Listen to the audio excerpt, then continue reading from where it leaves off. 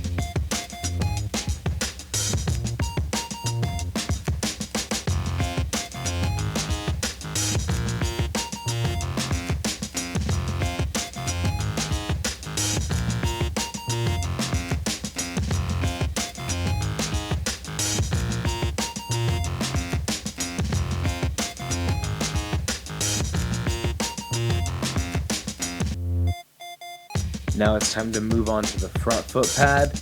You can't just completely replace this because there's a sensor on it, so the best you can do is paint it to black it out, which is what I'll show you doing, and remove that grip tape to upgrade it to something a little bit better.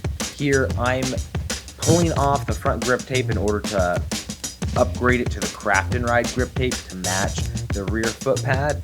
Using a blow dryer, you can heat up the grip tape to make it a little easier to pull back. Just make sure you're only pulling up the black grip tape. The front sensor is wedged what essentially looks like between 2 clear pieces of plastic. They squish together and then the sensor's sandwiched between them. Do not peel those apart or you will ruin the sensor. Trust me, I did that and had to replace the footpad at one point. It was not a fun experience. It's not worth it. Just take your time. Once you have all of that done, however, this is a great time to finish some of the painting that's a little bit harder to get to. You can paint underneath the footpad, on the edges, just get all of that done in order to match the rear footpad that you just installed. I'm cleaning off the top of the plastic on the front sensor in order to prep it for mounting that front footpad grip tape. By pressing on the sensor with my finger, that lit up the front light just to test to make sure that there was no damage and it was still operating correctly. And then to put the grip tape down squarely on the front footpad, I aligned it with the 2 cutout holes for the Allen screws that held the footpad down to the OneWheel itself, and then squared off the corners. Then just push it down.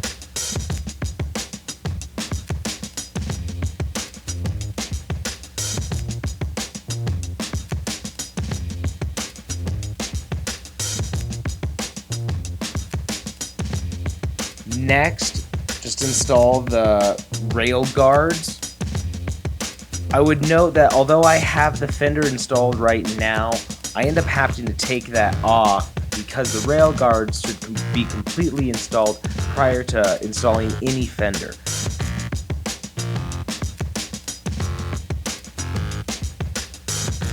The rail guards mount like anything else would with 3M sticky tape, or double-sided sticky tape that is. Just peel off the back side and then square them off to the section you want to put them on, and press them down.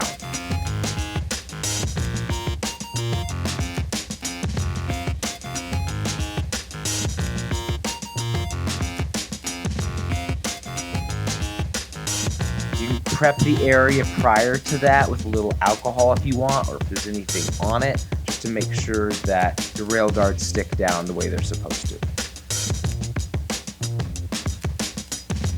After all the railguard pieces are installed, including the two top pieces that go essentially on the inside where those mounting brackets for your fenders will go, then you can install the mounts for the Craft&Ride fender itself on top of those railguard pieces. Otherwise, you'll have to do it exactly like I did, take off the fender, then install the railguard, and then reinstall your fender again. So just take your time, do it once.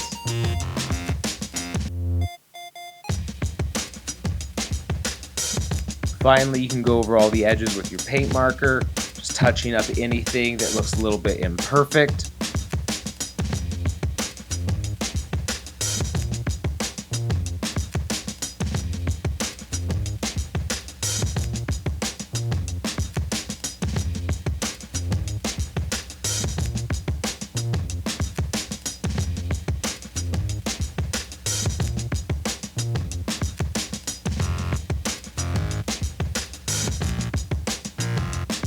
And that's it. A fully custom one wheel, foot pads, fender, rail guards, just needs a tire.